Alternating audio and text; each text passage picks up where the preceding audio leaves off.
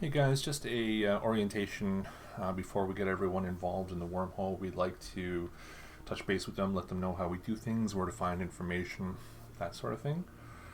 So, first of all, why are we getting involved with wormholes? Well, there's a lot of wealth to be generated, to be exploited in wormholes. I'll give you some examples here. So, the PvE sites, for example, a relatively new bro in a battleship can do one of these sites in about 20 minutes, 25 minutes, and rake in 45 million. That's a fixed value for the blue loot, they call it. The gas sites in there, this is one that we happen to have today in our wormhole. 232 million just hanging in space, plus 23 million in loot from killing the rats. And then for the ores, this is a site that we had in there today or yesterday, I believe. And it's over 2 million meters cubed of good ores, nullsec ores. You can see it's over 500 million in value.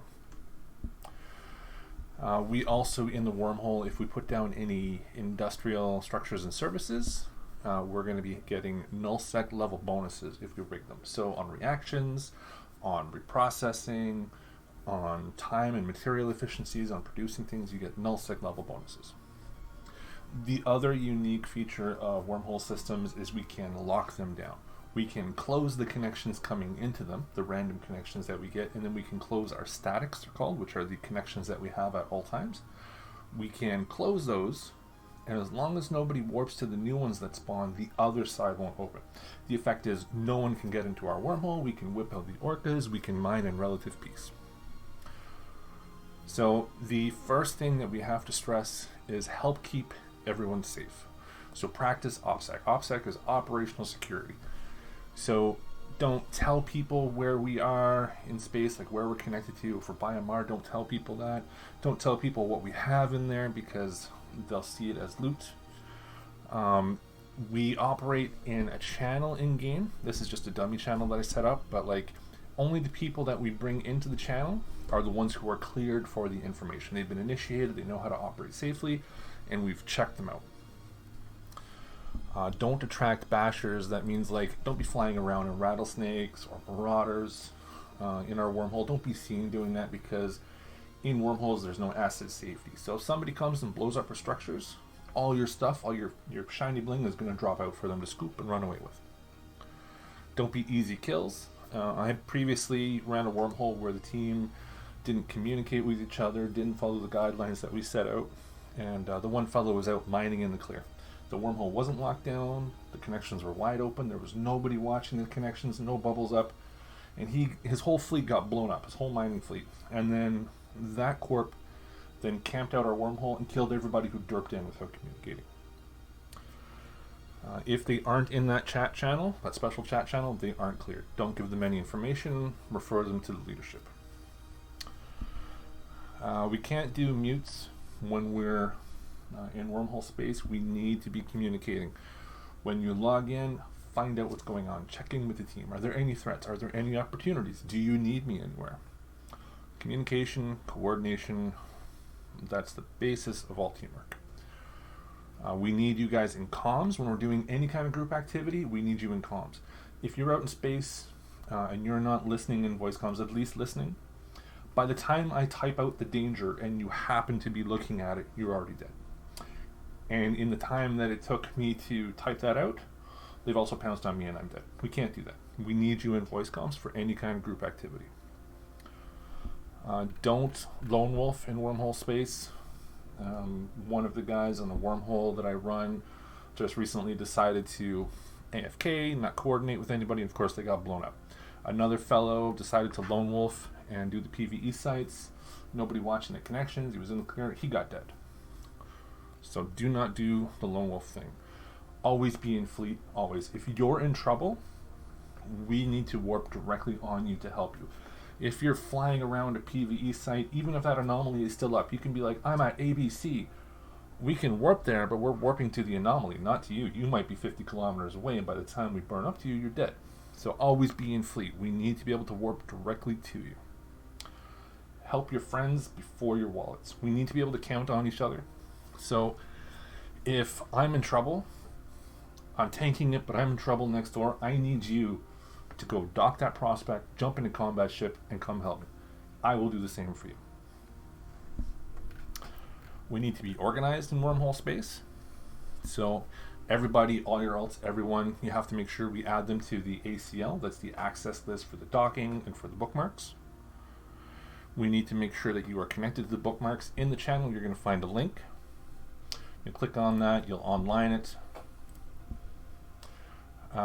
When you are in space, what you want to do, or even in your hangar environment, you can press the letter L, and a little window will pop up with just your local bookmarks.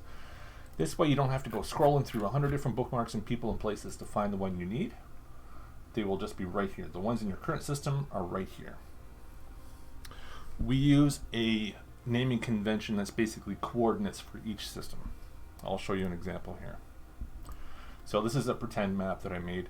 So let's say this is our secret base. This is our wormhole system. Each wormhole that connects to it will be assigned a letter. A, B, C, D, like that. Each system that connects to those ones will be assigned a letter. AA, AB, AC. From B it would be BA, BB, BC. This way I can say, hey, I'm in BC, I'm in trouble. You know that from our base, from home system, you go through B, then BC, and you're there. If I have found a shortcut to Amar, I can be like, hey guys, BCB, Amar. And you know that from the home hole, you're going to go through B, then through BC, and then BCB, and you're there. And this is what those bookmarks would look like. So in the system, CB, which is a C2, if I'm in trouble, I just say, hey guys, CB, I'm in trouble. From the home hole, they go through C, then through CB, and they're there. They warp right on top of me. All the connections leading away from here in CB would be CBA, CBB, CBC. This bookmark, we put an asterisk on it as the way home, so it's always at the top. You know that the way home is always at the top, and it always tells you where you are if you're in trouble, so that you can call that out. From the home system, everybody in the channel has the operator role, so that we can indicate in the MOTD, we can edit it and we can indicate what the signatures are and where they go. So signature ABC is a gas, JKL is data, etc., etc. Trying to keep them in alphabetical order. I didn't hear, but generally we keep them in alphabetical order. We indicate what they are. If they're a wormhole leading away, we indicate that as well. When we update it, we indicate, okay, on the first at 500, laser explosions updated the MOTD. So that if I log in at 0600, I can see, oh, the information is only an hour old. It's probably still good. I can go out. If the information is 5 or 6 hours old, I might want to check in with people. Hey, can you pop out and see if XYZ is still there? I want to come in. So it's very handy that way. Keep yourself safe as well in here. Not just us, but keep yourself safe. Always check in, as I've mentioned. In the channel MOTD, you're going to find a link for the Z-Kill, so you can open up the Z-Kill. They're doing this funny pink and blue thing for April Fool's Day. And you would want to check in and see if, there's been any action in the system recently that I need to be aware of before I undock or before I enter from HiSec or whatever. So always check that, especially if there's nobody in the channel or online. Check the Z-Kill to see if anything's been going on. The first thing you want to do is, so in our wormhole, we might have a connection to HiSec. So a HiSec might be our static. We always have a connection to somewhere in HiSec. First thing you're going to do when you log in is you're going to switch to a clean clone. You are going to jump out to that HiSec, and at the first station available, you are going to set your medical clone. The reason we do that is so if we're fighting somebody in the wormhole and we get blown up and they pot us, we respawn right outside the wormhole. Not all the way across the galaxy and have to fly back. No, we're right by the entrance to the wormhole, so we can get right back in. When you are operating a wormhole space, you want to always have your scanners open. So we're going to open our D-scan and open our probe scan. Now, they open on this big intrusive map. What you do is you click on this little square to separate it out for each of them, and then you can full size the map and close it. And now these results, you can actually just move them to wherever you want them or dock them. Keep them both visible though in wormhole space ideally. To keep safe, since there is no local chat in wormhole space, there's no list of who's there, we use our D-scan to be aware of what's around. Rather than always clicking on scan, you can actually just click in space and press the letter V to spam your DScan. Spam it all the time. Get in the habit of constantly pressing V when you're in space. The other thing is, do not chat in local. When you do that in a wormhole, your message and your name will persist in the chat for up to 20 minutes, even after you leave the system. So that if I fly into the system and you've chatted in local, even if you're long gone, I can see, oh, they're around. I can look you up on Zkill, see what you fly, figure out your vulnerabilities, see who you fly with. It's a lot of intel you're giving away. Don't lose your shit. So we fly around our ships, even if they're just Tech 1. You know, it's 100 million ISK for a battlecruiser. You don't want to go flying into a wormhole and then you're stuck, no way to scan your way out, the wormhole's closed behind you, you have to blow up your 100 million ISK ship. You don't want that. So whenever you undock, if you don't have a launcher and probes and extra probes fitted, carry a mobile depot with you, throw in a launcher, and throw in some probes. Not just 8 probes, because sometimes you'll DC and you lose those probes. Carry extra sets. If you fly up to a wormhole and you go through and you look when you jump into the other side and there's no bookmark behind you, first thing you do before you do anything else, make a bookmark. Even if you're in the middle of a gate camp, make that bookmark. Okay? Or in the middle of a wormhole camp, make that bookmark right away. First thing you do always. In the wormhole, as I mentioned, there's no asset safety. So all your ships are just going to fall out into space. So what I like to do is I like to have coffin alts, alpha alts. So I will just make an alpha alt with 1,000,000 skill points, skill him into whatever ship I want him to be a coffin tune for, and then let's say I have a battleship in the station and we're getting bashed out, I will just transfer the battleship to him and log him off to ride out the bash, the destruction of our station. Then when it's all clear, I log him in, I fly my expensive battleship out. I like to use alpha alts for that, as well for combat.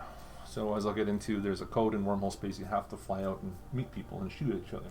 You have to. So rather than get my main guys potted out and all the hassle that involves, I'll just use alpha alts. I'll undock in an alpha alt and I'll go shoot at people. And we have a skill plan to make your alpha alts effective for combat immediately. That 1,000,000 skill points, you can have an immediately effective combat alpha alt. Don't bring any bling into the wormhole. Bring in just what you need to get the job done. T2 is okay in that. Just don't bring in like marauders and rattlesnakes and stuff, because our stations are just loot pinatas. Inevitably, they will be blown up and everything that's left will fall out. It's not a matter of if, it's when. So we don't want to hurry that happening by showing the bling, but we also don't want you to lose that bling when it does inevitably happen. So just skinny up, whatever you need to get the job done, that's it. You want to reduce that inevitable loss. So in the wormhole, we want you to survive and thrive. Invest a little bit of time in learning about it, learning about the opportunities, the threats, how to overcome the challenges, and invest some training. Invest some skill points. Put skill points or training time into scanning, into tanking, that kind of thing. Things that will help you thrive in there. YouTube is your friend. There's a bazillion EVE Online guides for all kinds of different subjects, especially wormholes. Learn to scan, descan things down. So if there's somebody running around in our system uncloaked, learn to combat descan them so you can find them and blow them up. And also learn to probe. So probing down wormholes, it's the same as probing down ships with combat probes. So learn that skill. It's very handy, not just for hunting, but also for building our map of wormholes. Learn the tools that are available. So we have a channel that is linked in here called Wormhole Tools. In here are all the most common tools that people use in wormhole space, like Anoikis wormhole info. You would go to this page, type in the name of the wormhole that you're in, and it will actually give you all the info. It'll tell you when there was last combat, how frequently, in the last 6 weeks, or 8 weeks I think it is, all the planets, links to .land, Zkill. Very handy. Other tools, like we have a channel that we maintain called Wormhole Connections, And in this channel, you can see a list of the properties of all the different wormhole connections there are. So when you fly up to a wormhole in your overview, you're going to see like B274 or K162. So we can look up B274 and see, oh, it goes to high seg, how big of a ship it'll let through, how long it'll last. And if it says K162, that means it's the exit side. Doesn't really give us any information. So what we do is we visually identify the wormhole. So we can click on that link, open this up, and we can eyeball the wormhole and see which one it matches and know where that leads. We will be using a tool called Pathfinder. So this is it here. I'll show you.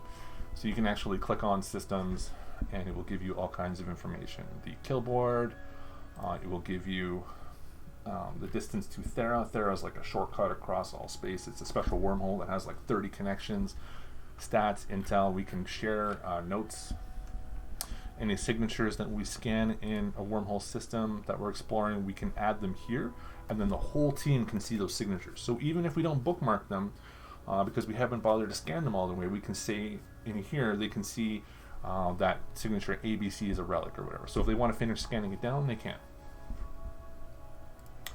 Lots of great tools. Learn to roll. So in our wormhole, as I mentioned, we can lock the system down. We can also roll away threats. So we can close connections to very hostile and dangerous wormholes with other wormhole groups in them if we need to.